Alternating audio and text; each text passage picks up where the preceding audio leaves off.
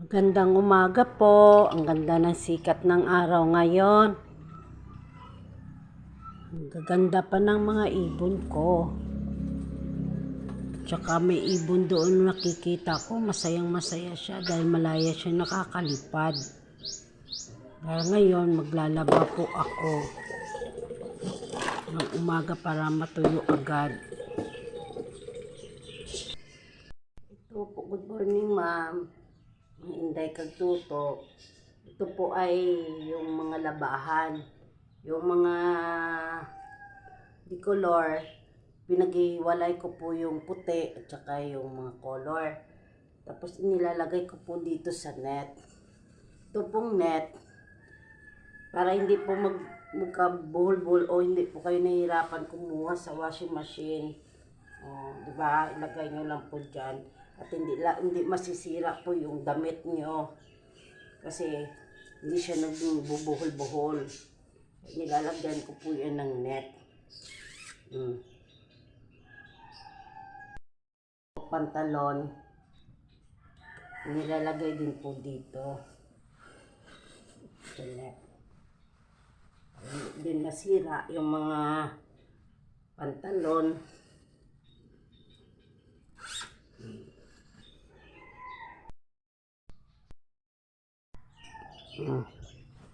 Lagay nyo na yan dyan.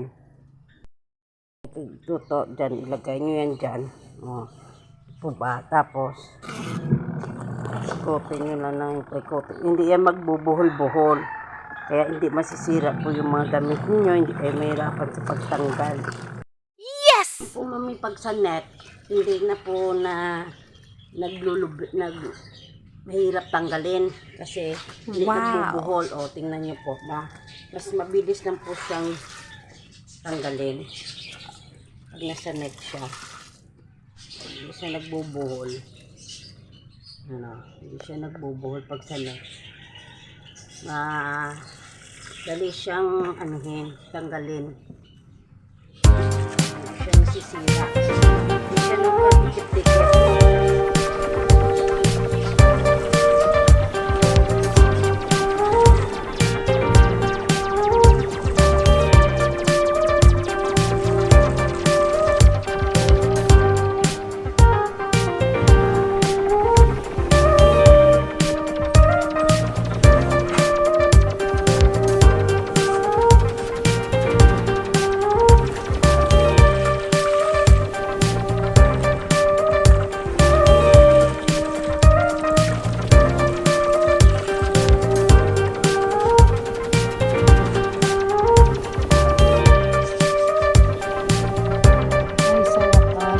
Na rin akong magtatapos ng paglalaba.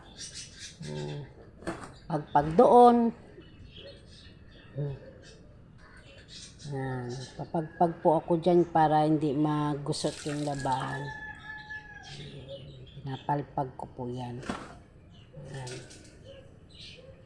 Para hindi na kailangan plantsahin pag sinuot kasi hindi na gusot.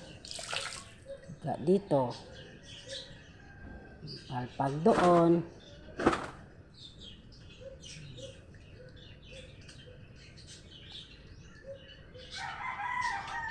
Yan po ang kagandahan pag yung masusunod nyo po yung labahan para hindi kayo matambakan.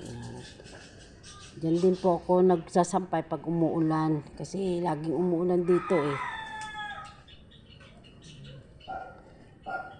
Kaya hindi ko na lang inaano ang time ko para hindi masayang. Palpag ko po yan sa wakas. Tapos na at magkakape na kami. Yan. Sa wakas tapos na rin. Ang ganda ng pakiramdam dahil tapos na. Thank you for watching.